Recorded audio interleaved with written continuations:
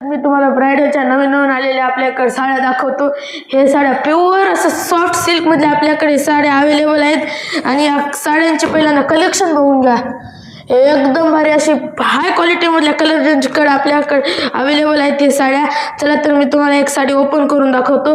ह्या साडीचा पदर पहा ना, एकदम असा बोलका पदर आहे, सगळं एकदम अशी भारी साडी। ही पहा एकदा साडी आणि याच्यावरचे जरीचे बुट्टे सर्व एकदम असं भारी आहे, किती बोलके बुट्टे आहेत, एकदम भारी।